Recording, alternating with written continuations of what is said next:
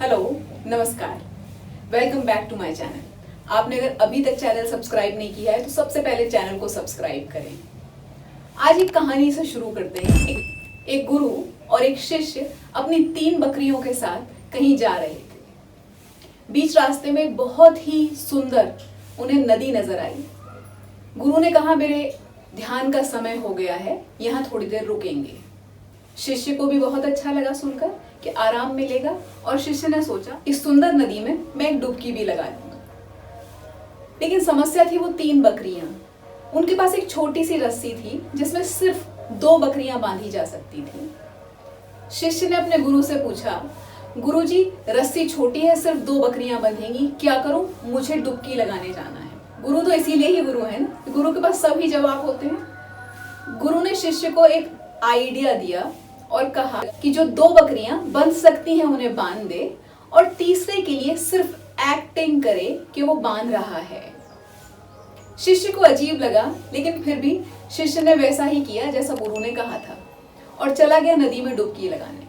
जब वापस आता है तो देखता है कि सभी बकरियां जैसी वो छोड़ कर गया था वैसी ही उसको मिल गई हैं उसी जगह पर।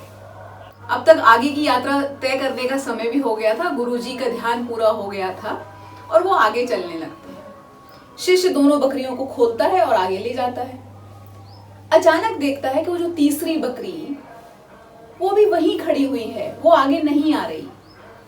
शिष्य जाता है वापस, बकरी को धक्का देता है, बकरी को पुचकारता है, बकरी को बार बार कोशिश करता है आगे बढ़ाने की, लेकिन वो बकरी आगे नहीं बढ़ती।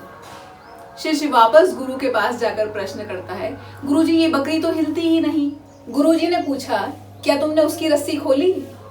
शिष्य को बड़ा अजीब लगा, बड़ी हैरानी हुई कि मैंने तो उसे बांधा ही नहीं, तो खोलूं कैसे? गुरुजी ने शिष्य को कहा कि तुमने नहीं बांधा ये तुम्हें पता है, लेकिन उस बकरी को नहीं पता। शिष्य वापस जाता है, बकरी को खोलने की एक्टिंग करता है और देखता क्या है और आश्चर्यचकित हो जाता है कि वो बकरी आगे चलना शुरू कर देती है। तो ये कहानी मैंने आज आपको इसीलिए सुनाई है कि इस तरह की बहुत सारी छोटी छोटी रस्सियां, मोटी मोटी रस्सियां हमारे दिमाग में बंधी हुई हैं, जिनके कारण हम आगे नहीं बढ़ पाते, जिनके कारण हम रुके रह जाते हैं, जिनके कारण हम पहला कदम नहीं ले पाते।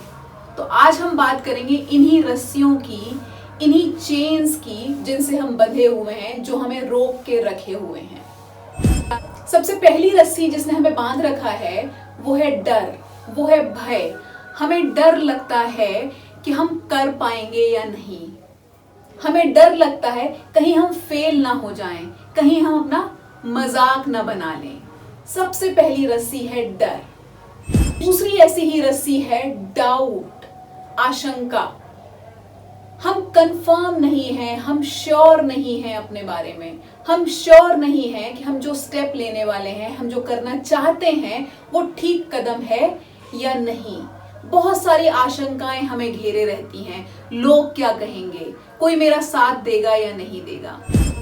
तीसरी रस्सी है जब हम किसी भी काम को करने की कोशिश करते हैं, कोई नया काम करने की कोशिश करते हैं तो हम घबरा जाते हैं, हमें बेचैनी होती है। तो बेचैनी हमारी तीसरी रस्सी है जो हमें बांध कर रखती है और हमें आगे बढ़ने नहीं देती। हमारी वो घबराहट, वो पहली बार पहला कदम लेने के पहले की हिचकिचाहट भी एक रस्सी है। ये सब रस्सियां जो हमने अभी बात की, यानी कि डर, आशंका और घबराहट, ये हमारी खुद की अंदर की रस्सियां हैं, ये बाहर से नहीं आई। चौथी तरह की रस्सी है हमारे वो दोस्त, हमारे वो परिवार वाले जो हमें पीछे खींचते रहते हैं। उनका इरादा शायद गलत नहीं है, वो नहीं चाहते हमें दुख हो, हमें तकलीफ हो, इसीलिए वो हमें कॉशियस रहने को कहते हैं, हमें बार बार ये समझाते हैं कि तुम ये सही कर रहे हो या गलत। और हम डर जाते हैं और हम उनकी बातों में आ जाते हैं। यहाँ ये जरूर समझ लीजिए कि उन्हें नहीं पता हमारा विजन, वो नहीं देख पा रहे जो हम देख पा रहे हैं। तो उनकी बात तभी समझना है, तभी सुनना है जब वो उस विजन को समझें। जब तक वो विजन नहीं समझते तब तक वो अधिकारी नहीं है, तब तक वो दे ही नहीं सकते हमें सजेशन। ये हमें मानना है, ये हमें समझना है। तो इस रस्सी को भी तोड़ना है जो हमारे दोस्तों ने और परिवार वालों ने हमें बांध रखी है।